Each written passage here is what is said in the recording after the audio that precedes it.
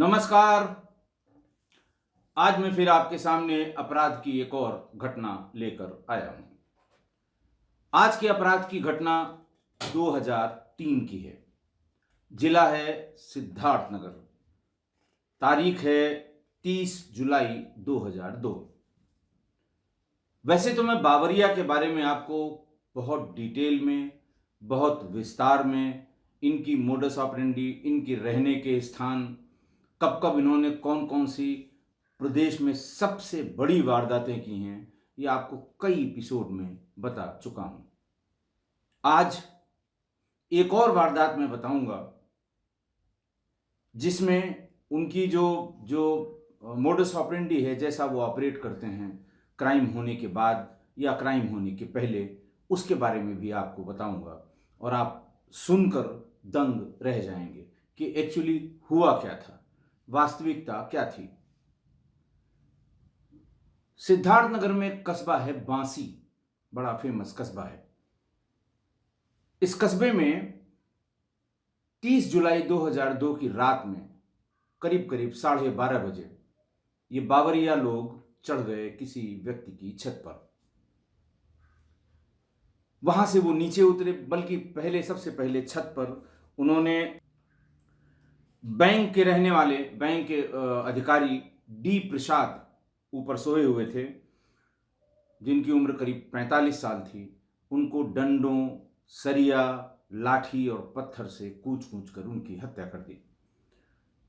उनके परिवार के 3 लोग और थे उनके साथ, उनको भी पीट पीट कर मार डाला। नीचे उतरे तो उनकी 2 लड़कियां सुमनलता और पुष्पलता और उनकी पत्नी, इनको भी लाठियों, सरियों और डंडों से पीट पीट कर मार डाला। इसके बाद वो बगल के एक मकान में घुस गए, सारा सामान बटोरा। ज्यादातर वो गहना और कैश ही ले जाया करते हैं। कोई ऐसा सामान जो आइडेंटिफिएबल हो उसको वो कभी नहीं ले जाते, जिसमें कोई नंबरिंग हो उसको वो कभी भूल कर भी नहीं ले जाते हैं।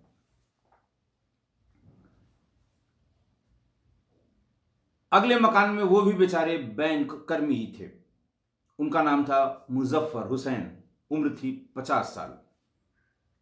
उनके यहां भी इसी तरह घुस गए और उनकी मां और पुत्र इमरान, इनको भी पीट पीट कर मार डाला। कुल 8 लोगों की हत्या हुई। एक बैंक के अधिकारी और एक बैंक के कैशियर के घर लूटने के बाद कुछ भी नहीं बचा। सारे जेवर, सारा कैश लेकर ये लोग वहां से भागे। खैर, चूंकि मारपीट की जो घटना हो रही थी उसमें जो कुछ आवाज आई थी, पड़ोसियों ने उस आवाज को सुना था। मारे डर के वो इन दोनों के घर पे नहीं गए, दूर से खिड़कियों के झरोखे से देखते रहे। जैसे ही उन्होंने देखा कि काफी लोग घर से निकले और अब बाहर सड़क की तरफ जा रहे हैं, रेलवे लाइन के किनारे इनका घर था, वैसे ही भाग के उन्होंने बांसी कोतवाली में खबर की। इंस्पेक्टर आर्या उस समय मौजूद थे।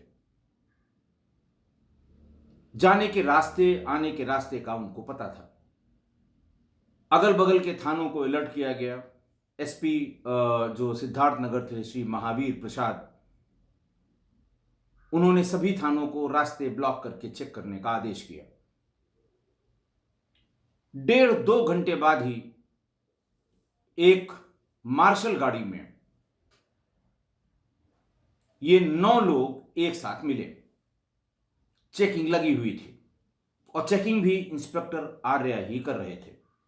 पीछा करते जा रहे थे और जो जो उनको समझ में आ रहा था कि कहां पर इनको चेक करने पे ये जिले के बाहर के रास्ते में जा सकते हैं, चेक कर रहे थे। एक एक करके लोगों को उतारा गया। फिर एक बड़े तकिए के खोल के भीतर रखा हुआ काफी कैश और काफी गहने उनके हाथ लग गए। उनको समझने में देर नहीं लगी कि ये वही लोग हैं जो अभी डकैती डाल कर आ रहे हैं। जैसे ही उन्होंने पूछताछ की, भागने की गरज से ये सभी 9 लोगों ने, जो भीतर कट्टे रखे हुए थे, ये कह के कि थोड़ा सामान और रखा है, मैं निकाल लेता हूं। सीट के नीचे जिस कैविटी पे इन्होंने कट्टे रखे थे उसको अचानक निकाला और फायर शुरू कर दिया। इंस्पेक्टर, उनके साथ की टीम इस चीज के लिए शायद बहुत तैयार नहीं थी, क्योंकि देखने में वो मजदूरों जैसे, देखने में वो बिल्कुल अनइम्प्रेसिव, किसी के पास जूता चप्पल नहीं, इसलिए उनकी समझ में कम आया। जैसे ही 2 फायर उन्होंने किया, एक सिपाही को चोट लगी, पुलिस ने भी घेर के फायर करना शुरू किया। 2 बावरिया या 2 बदमाश या 2 डकैत तो उसी अंधेरे में भाग निकले, लेकिन बाकी 7 मौके पर मारे गए। किसी के नाम पते का कोई कुछ पता नहीं लगा, इनका क्या नाम था, क्या पता था। अज्ञात में ही उनका पोस्टमार्टम कराया गया और 72 घंटे इंतजार करने के बाद अज्ञात में ही उनका अंतिम संस्कार कर दिया गया। फिर अचानक कोर्ट में वकीलों ने एक दरखास्त दी। यह कहा कि इंस्पेक्टर आर्या ने 7 निर्दोष मजदूरों को उनकी हत्या कर दी और जो असली मुलजिम थे उनको भगा दिया। पैसा और नगद गहना बहुत लूटा गया था, सिर्फ थोड़ा हिस्सा बरामद कर दिया। ये एक एप्लीकेशन दी गई और उसमें इंस्पेक्टर आर्या और उनकी टीम के खिलाफ हत्या का मुकदमा, डकैती का मुकदमा दर्ज करने की प्रार्थना की गई। वकीलों ने ही पैरवी भी की। पुलिस चिल्लाती रही कि साहब बिल्कुल सही लोग हैं, पूरा बरामद किया गया है। जो लोग इस घटना में घायल हो गए थे, महीनों बाद ठीक हुए, उनकी फोटोज को पहचान लिया अच्छी तरह से, लेकिन कोई सुनवाई नहीं हुई और पॉलिटिकल लोग उसमें काफी घुस गए। धरना प्रदर्शन हुआ, गरीबों की हक की लड़ाई, तथाकथित गरीबों के हक की लड़ाई लड़ने के लिए तमाम राजनीतिक दल इकट्ठा हो गए और इसी दबाव में इंस्पेक्टर आर्या की गिरफ्तारी हो गई। उनके साथ 4 सिपाहियों की भी गिरफ्तारी हो गई। सभी जेल चले गए। बात खत्म हो गई, घटना को लोग भूल गए। इसी बीच 2003 में जनरल इलेक्शन हुए उत्तर प्रदेश में। 29 अगस्त 2003 को श्री मुलायम सिंह यादव ने अकेले मुख्यमंत्री पद की शपथ ली।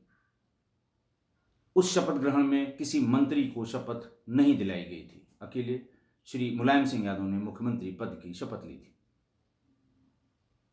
मुख्यमंत्री पद की शपथ लेने के 3 दिन बाद 1 सितंबर 2003 को प्रतापगढ़ कोतवाली, प्रतापगढ़ शहर के बीचों बीच एक प्रतिष्ठित वकील के घर डकैती पड़ी। वैसे ही 10-12 लोगों ने जाकर वहां लाठी डंडों से पीट पीट कर 3 लोगों की हत्या कर दी, जिनमें बूढ़े मां बाप और 6 साल का एक उन बूढ़े मां बाप का नाती, इनकी मृत्यु हो गई। यह बात भी वही करीब 12:30-1 बजे की है। प्रतापगढ़ से ट्रेन होकर गुजरती है, सब लोग जानते हैं, और यह मकान भी रेलवे लाइन से बहुत दूर नहीं था। पूरा शहर की बात थी, शहर के लोग इकट्ठा हुए, पुलिस मौके पर पहुंची। एसपी प्रतापगढ़ थे श्री ए सतीश गणेश, जो वर्तमान में कमिश्नर पुलिस वाराणसी हैं। सीओ सिटी थे एस आनंद, जो वर्तमान में एसपी शाहजहांपुर हैं। इंस्पेक्टर थे सुरेश चंद्र मालवी, जो उस दिन थाने पर थे ही नहीं। आनंद फानन में सब लोग गए, मौके पर पहुंचे। इसी बीच वायरलेस सेट पर यह भी आवाज आई कि IG zone Allahabad Shri SN Singh, जिनको पुलिस वाले पक्का साहब कहते थे, रिटायर्ड आर्मी पर्सनल थे, नियम कानून के बहुत पक्के, वर्दी जरा से भी इधर उधर हुई तो रास्ते में रोक के सिपाही दरोगा को टोकने वाले, इसीलिए उनको पक्का साहब कहते थे।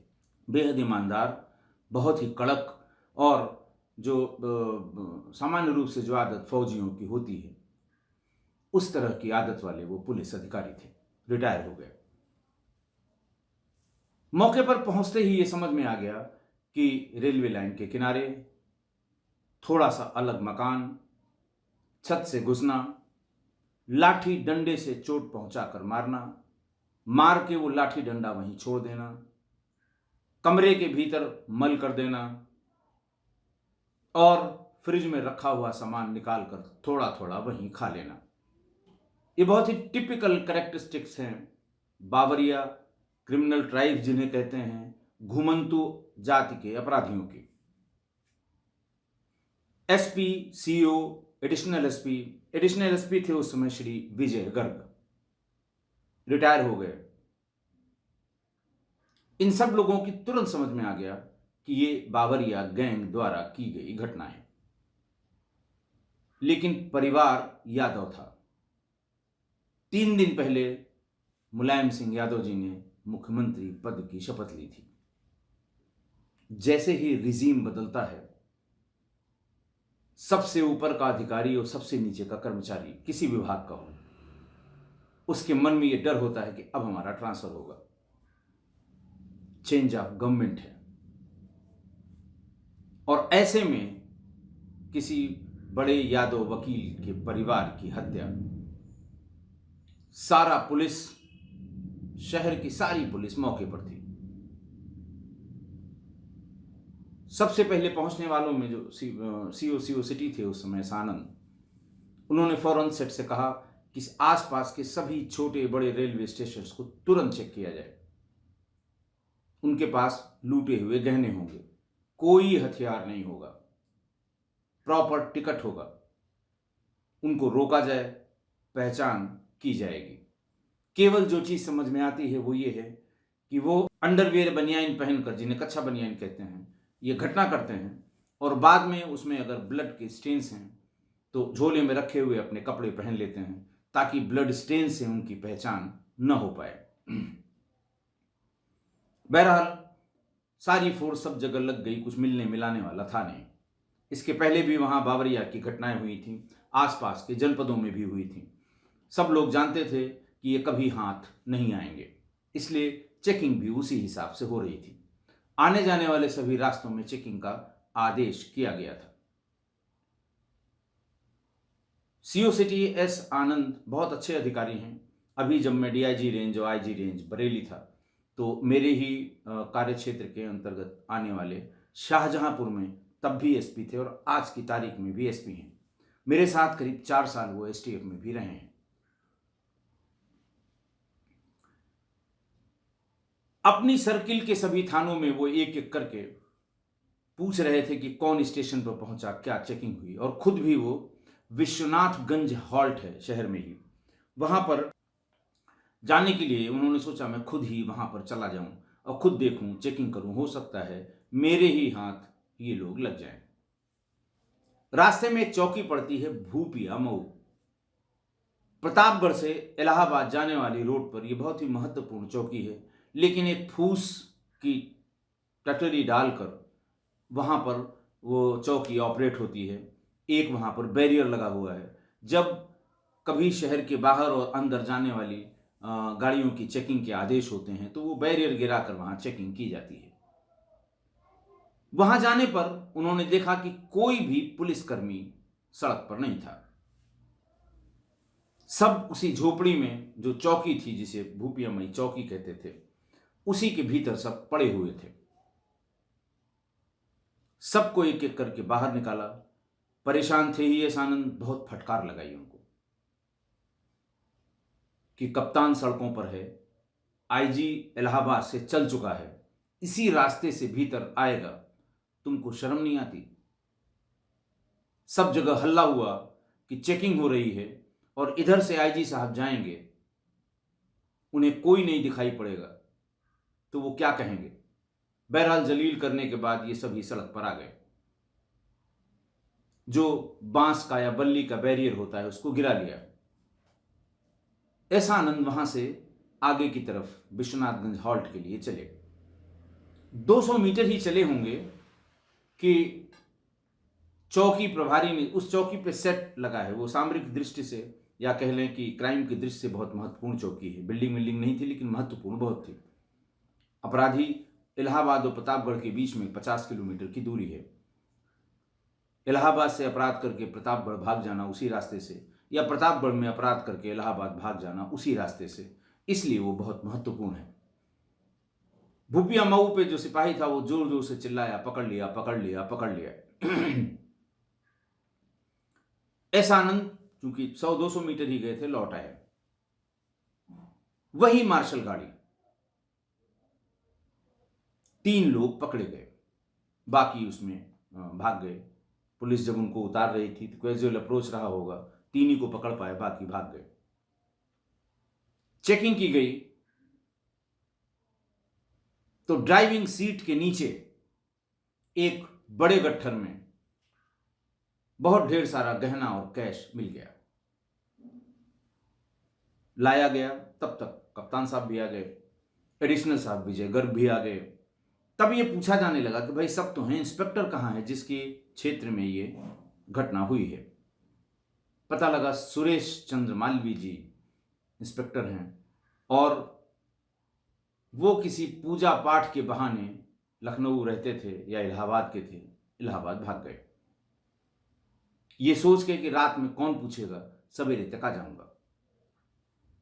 ये बात उन्होंने सिर्फ एस आनंद को बताई थी कि साहब ये काम है, वो काम है। कुछ उसी तरह के इंस्पेक्टर भी थे, वो भी एसटीएफ में मेरे साथ बहुत दिनों तक रहे हैं।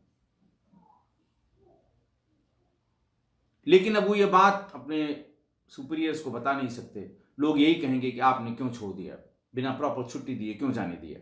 इसलिए ये बात आई गई हो गई। पूछताछ शुरू हुई। पूरी रात आईजी साहब भी,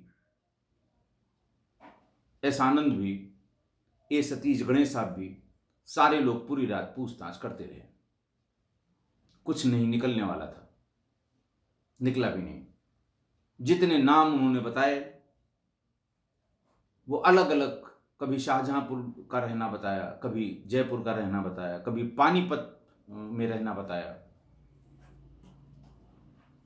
विशिष्ट श्रेणी की पूछताछ होती रही, सारे पते गलत बताते रहे।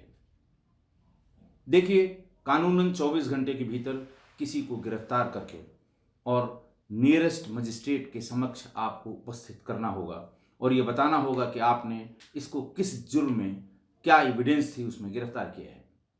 लेकिन ऐसे केसेस में ये भी सब जानते हैं, कानून की बड़ी अच्छी जानकारी बावरिया गैंग्स को होती है।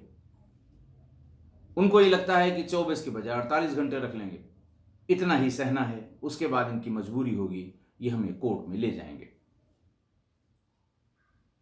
तो 24 घंटे बीत गए, 48 घंटे बीत गए, कतई कुछ बता के नहीं दिया। एसानंद बहुत जुनूनी टाइप का अधिकारी शुरू से था, आज भी है। शाहजहांपुर के रहने वाले ये जानते होंगे, पिछले 2 साल से वहाँ एसएसपी है। बहुत ही जुनून है उसके अंदर और खासकर क्राइम के अगेंस्ट उसका बड़ा जुनून है।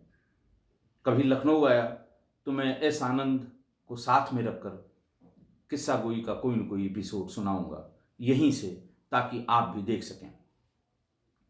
बहरहाल वो अब केवल खाना खाने के लिए घर जाता था, फिर वहीं कोतवाली में उनसे पूछताछ, अलग अलग कीमें, सोने नहीं देना है, हाथ दोनों ऊपर करके उनसे पूछताछ, और फिर उसके बाद विशिष्ट श्रेणी की जो श्रेष्ठतम पूछताछ है वहां तक मामला आ गया।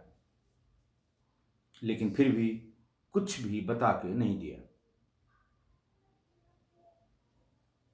ऐसा करते करते लगभग 10 दिन इलीगल था, लेकिन समाज के हित में, क्राइम के हित में उसकी जो लिखा पढ़ी है कि साहब पूछताछ के लिए लाया गया और फिर छोड़ा गया।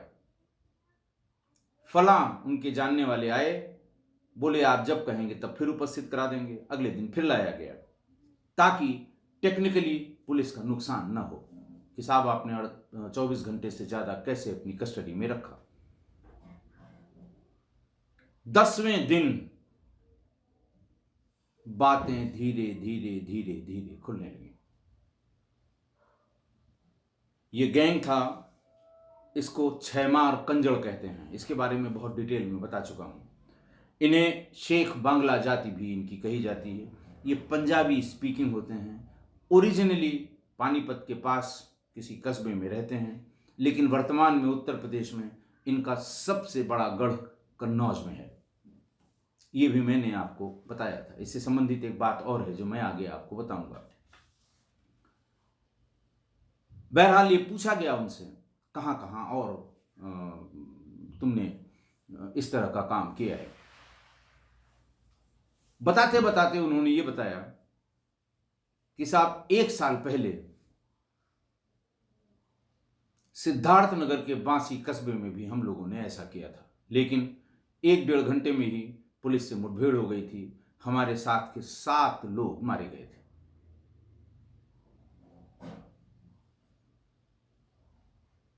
फिर उन्होंने एक सुनार का नाम बताया, कन्नौज के खुशनूर आलम, जहां पर ये पूरा गैंग डकैती में लूटा हुआ सोना चांदी या जेवरात जिसके यहां बेचा करता था।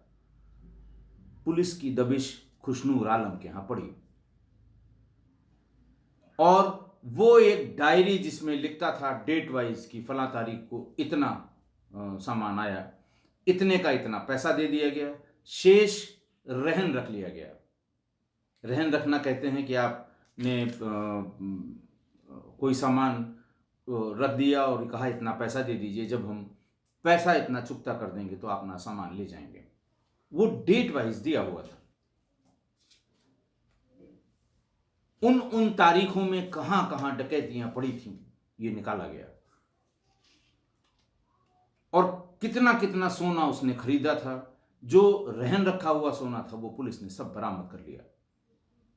जो बेच दिया था, जहां जहां बेचा था वहां से उसी तरह का बनवा के या उतना पैसा वहां से बरामद कर लिया गया।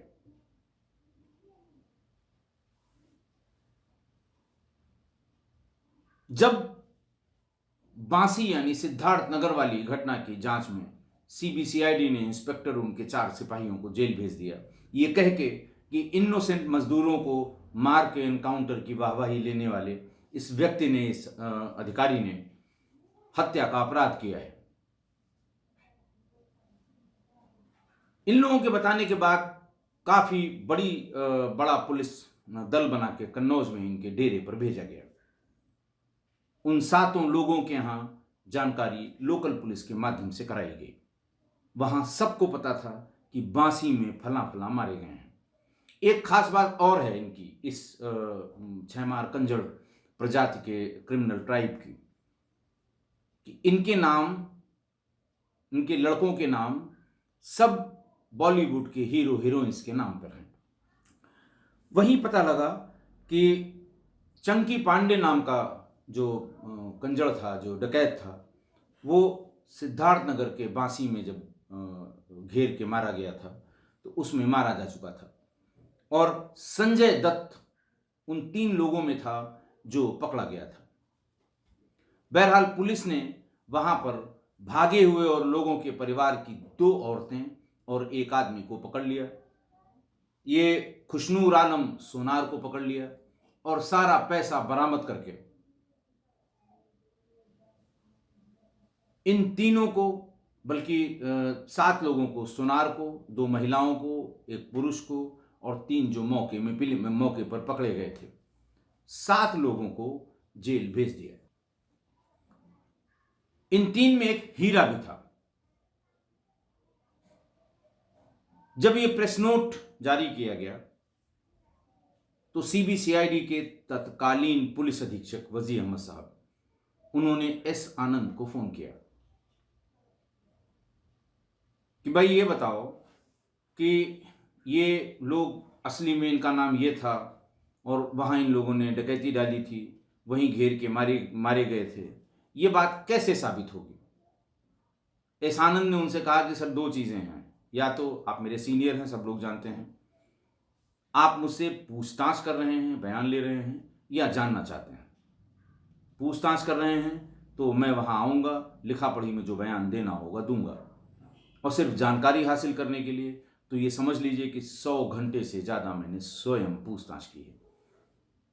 हमारी टीमों ने एक एक व्यक्ति को उसके गांव में, उसके घर से वेरीफाई किया है। वहां लोकल पुलिस को भी जानकारी है कि ये 7 लोग कहीं मारे गए। तो उन्होंने कहा, भाई हमने तो अपनी टीम को भेजा था हीरा से जेल में पूछताछ करने के लिए, वो तो कुछ भी नहीं बता रहा है। उन्होंने कहा, साहब आप इतने पुराने आदमी हो, तमाम जिलों में बहैसियत सीओ या एडिशनल एसपी तैनात रहे हो, एक बार जुडिशियल कस्टडी में आने के बाद या जेल में जाने के बाद कौन सही बताता है? और अगर वो गलत बता रहा है, आप क्या कर लेंगे उसका?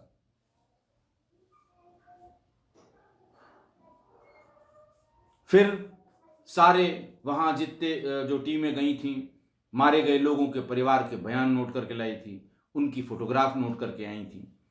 पता उससे कंफर्म इसलिए भी हुआ कि एसटीएफ भी उसमें पूछताछ के लिए आई प्रतापगढ़, और मारे गए 7 लोगों के फोटोग्राफ ले आई।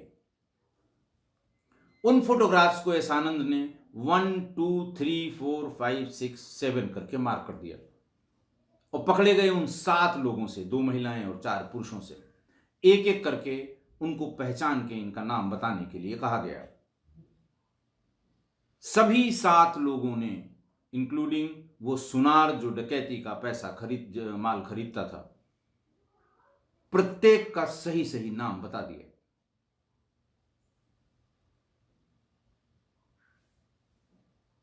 और यही बयानों में लिखा गया। सही नाम पता होने के बाद जब पुलिस टीम वहां गई तो यह वेरीफाई हुआ कि हां ये मारे गए हैं, कहीं पुलिस मुठभेड़ में इनकी मृत्यु हो गई, और उसका जो क्रियाक्रम होता था वो भी उन लोगों ने अपने अपने घरों में कर लिया था। तब सीबीसीआईडी ने इंस्पेक्टर आर्या और उन सिपाहियों के लिए 169 सीआरपीसी की एक दरखास्त कोर्ट में मूव की कि साहब अब सही सही पता लग गया है, इनका कोई कसूर नहीं है, मरने वाले नोन डकैत थे जो छैमार कंजड़ बिरादरी के थे, और उनका पता फला फला फला फला है, और सबके ऊपर 20 से अधिक मुकदमे देश के अलग अलग हिस्सों में लिखे गए हैं। तब जाकर कहीं 7 महीने बाद वो इंस्पेक्टर और सिपाही जेल से छूट पाए।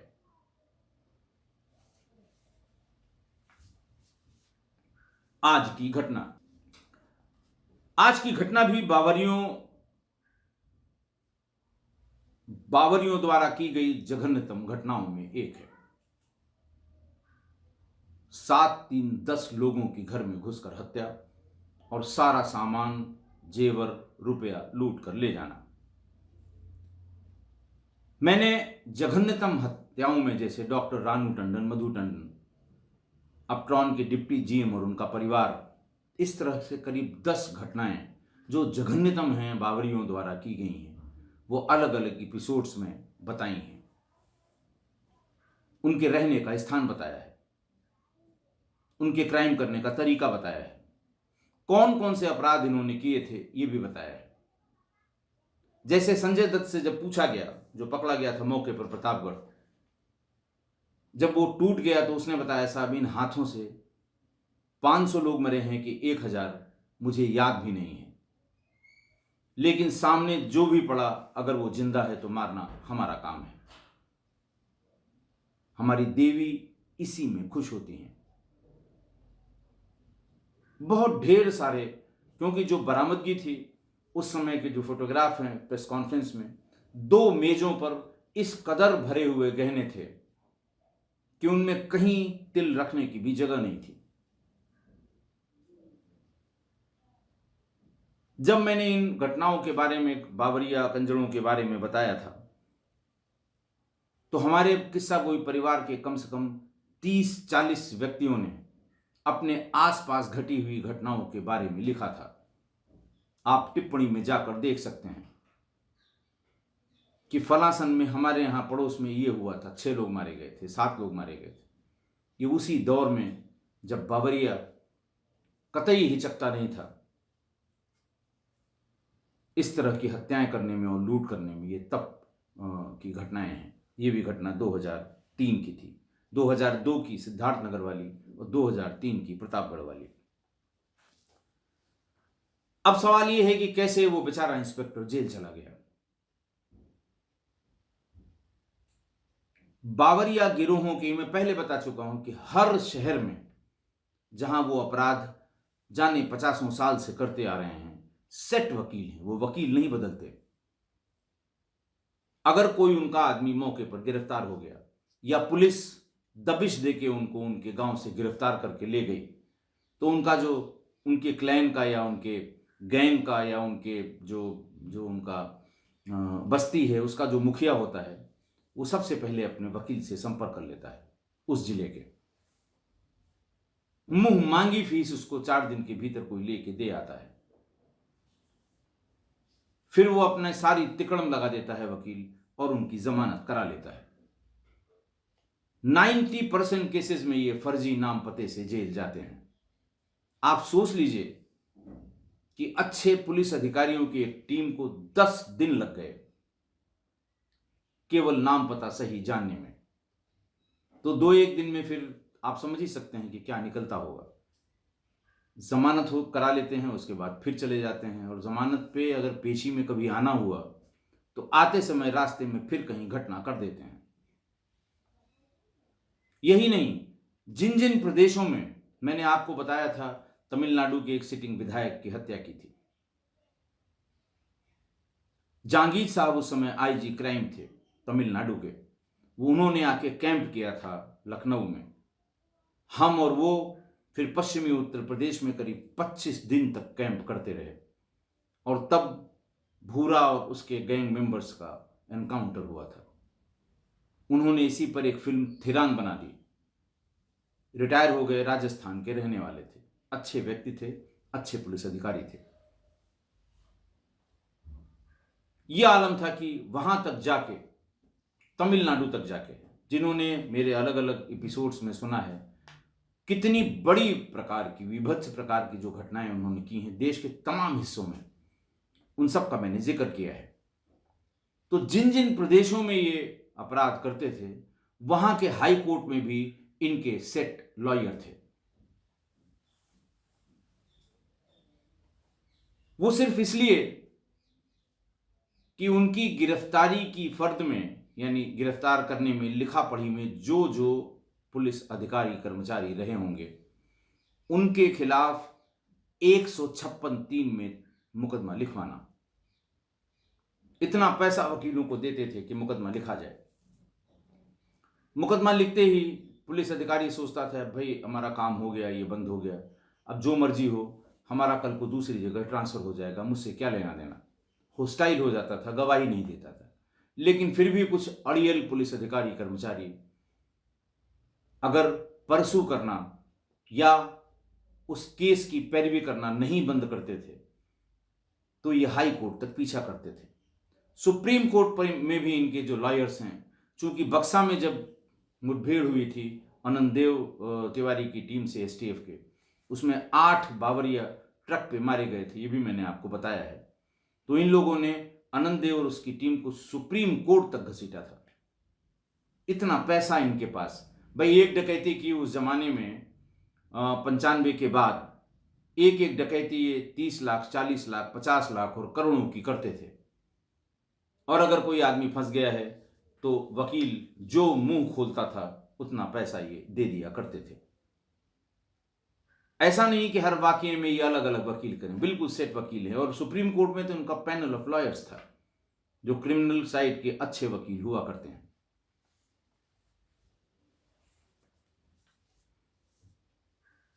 सारे हाई कोर्ट्स, सुप्रीम कोर्ट्स और जिलों के डिस्ट्रिक्ट कोर्ट में। मैं इसलिए दावे से कह रहा हूं कि जब रायबरेली में एक बहुत बड़ी ज्वेलरी शॉप में डकैती हुई थी, गीतांजलि ज्वेलर्स के यहां, और उसके सेफ को फ्लेम वाले कटर से काट के पूरा हीरे जवाहरात और सोने चांदी उठा ले गए थे, तो वही सेट 4 लॉयर्स जो पिछले 20 साल से बावरियों की और क्रिमिनल ट्राइब्स की पैरवी करते हैं, वही सबसे पहले कोर्ट में अपीयर हुए थे उनकी तरफ से। लखनऊ में भी आलमबाग में जो डकैती हुई थी उसमें भी वही सेट ऑफ वकील अपीयर हुए थे। और किस्सा कोई परिवार में बहुत ढेर सारे वकील साहबान हैं, उनको पता होगा, और नहीं पता है तो कोर्ट में जैसे ही पता करेंगे उनको पता हो जाएगा सिर्फ यही 6 लोग या 5 लोग हैं जो इन लोगों की पैरवी किया करते हैं।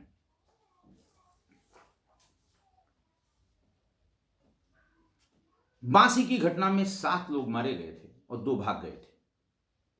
अगले ही दिन कन्नौज में, जहां इनका सबसे बड़ा इलाका है, वहां सबके घर वालों को पता लग गया था कि पुलिस ने मार दिया है, मुठभेड़ में मारा है। लेकिन 72 घंटे के बाद भी उनमें से कोई भी लाश को लेने नहीं आया।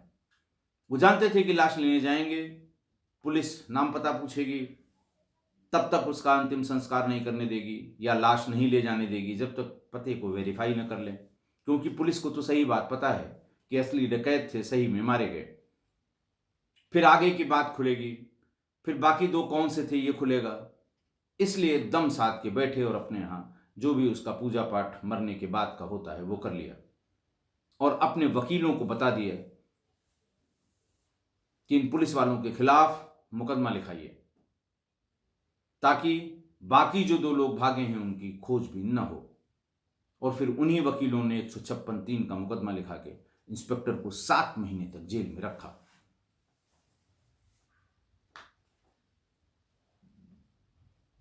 ये तो घटना हो गई 2003 की। अभी आपको लेटेस्ट घटना मैं बताऊं, जब मैं डीआईजी बरेली था, 29 अगस्त 2020 को पंजाब के पठानकोट जिले में सुरेश रैना, जो हमारे बहुत ही, जिसको सब जानते हैं, ऐसा क्रिकेटर है, वो धोनी का बहुत नज़दीकी, और धोनी की तरह ही वो बहुत अच्छा बल्लेबाज, बहुत अच्छा फील्डर, कभी कभी गेंदबाजी भी किया करता था। वो यूएई में आईपीएल मैच खेलने गए थे। इसी बीच पठानकोट में उनके बुआ फूफा के परिवार में क्रिमिनल ट्राइब्स ने डकैती डाल दी, और एक बुजुर्ग जिनकी उम्र करीब 60 साल थी, लाठियों डंडों से पीट पीट कर उनकी हत्या कर दी। सुरेश रैना ने आईपीएल छोड़ दिया, वो सीधे पंजाब पहुंचे। उस समय गुलनीत सिंह साहब, वो वहां के एसएसपी थे, गुलनीत सिंह खुराना। किसी हिंदी भाषा भाषी व्यक्ति ने उनको बताया कि साहब क्रिमिनल ट्राइब्स के बारे में किस्सा कोई के फला फला फला फला अंक में दिया है, बल्कि उनको सुनाया भी। उनका मेरे पास फोन आया, डीजी ऑफिस से फोन लेकर उन्होंने फोन किया और उन्होंने कहा साहब हम अपनी एक टीम भेज रहे हैं, आप जिन जिन जगहों का नाम आपने लिया है कृपा करके इनको गाइड कर दें, ये वहां पे चले जाएंगे। क्योंकि 2 घटनाएं, एक तो रैना की फैमिली में, एक और घटना 1 महीने पहले हुई थी। वहां दोनों जगह बीड़ी के बंडल, मतलब जो बीड़ी के बंडल का हिस्सा जिसमें वो मार्क होता है, जिसमें वो किस मार्का की बीड़ी है जो लिखा होता है, वो मिले हैं, और दोनों एक ही तरह के हैं। हमने आसपास दिखवा लिया है, यहां बिकने वाली बीड़ी वो नहीं है। मैंने गुलनीत सिंह खुराना को, जो एसएसपी पठानकोट थे, उनको एस आनंद का नंबर दिया, अपने एसएसपी शाहजहांपुर का। मैंने कहा उनसे भी बात कर लीजिए, जगह जितनी मैं जानता था मैंने बता दिया था। और फिर एसएसपी पठानकोट ने इसको परसू किया, और इसी कन्नौज से, इसी से छैमार कंजड़ जाति के जो क्रिमिनल ट्राइब है, जिसको मैंने बताया था कि शेख बंगाला भी कहते हैं, सारे डकैत पकड़े गए और उनके यहां से लूटा हुआ माल बरामद हुआ। वहां खप इसलिए गए क्योंकि ये पंजाबी स्पीकिंग है। पकड़े ऐसे गए कि सारी जगहों पे पंजाब की टीम गई, और वो उसी बीड़ी के जो बंडल के ऊपर जो चिप्पी होती है, ब्रांड जो होता है, उसकी कलर्ड फोटो स्टेट कॉपी सभी लोगों के पास थी, वो ढूंढ रहे थे। और जैसे ही कन्नौज में इनके गांव के पास पहुंचे, बीड़ी मांगी, उसी बंडल की बीड़ी उन्हें, उसी मार्का की बीड़ी उन्हें मिल गई।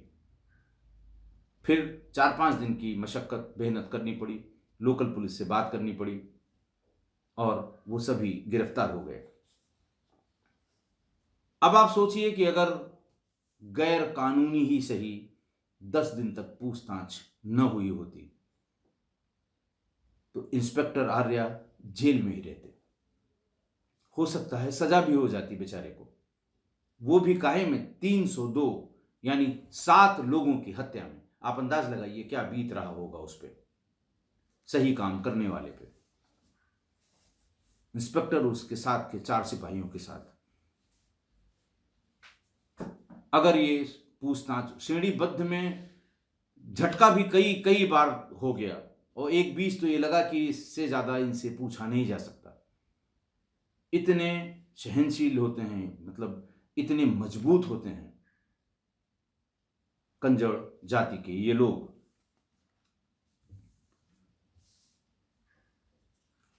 सीबीसीआईडी ने उनका अगर 169 सीआरपीसी में एप्लीकेशन दे के बाइज्जत बरी न किया होता, और वो तब तक न किया होता जब तक पूछताछ में उन्होंने ये सही सही न बताया होता कि वो 7 लोग भी हमारे गैंग के थे और हमारा मकान यहाँ पर है, और पुलिस टीम ने उसको वहां पर जाकर वेरीफाई किया है। तो इस तरह से ये क्रिमिनल ट्राइब्स ऑपरेट करते हैं। मैं जानता हूं कि आप फिर अपने आसपास की घटनाओं के बारे में बताएंगे। ये इसलिए विशेष था कि 7 लोग मारे गए, किसी ने बॉडी क्लेम नहीं की, अज्ञात में ही पोस्टमार्टम और अज्ञात में ही उनका अंतिम संस्कार हुआ, बताया ही नहीं। और पूछताछ इतनी तगड़ी, इतने लोग, सराहना करनी होगी इस आनंद की। वो 2003 में भी वैसा ही था, आज 2022 में भी वैसा ही है। शाहजहांपुर के रहने वाले जो किस्सा गोई परिवार के लोग हैं वो मेरी बात से सहमत होंगे। जुनून है उसे क्राइम वर्कआउट करने का, क्रिमिनल्स के खिलाफ कार्रवाई करने का। पिछले 2 साल में शाहजहांपुर में जो ड्रग्स का रैकेट था, बहुत बड़ा रैकेट था, उसको बिल्कुल तोड़ के ऑलमोस्ट 0 पर एस आनंद ने ही पहुंचाया है।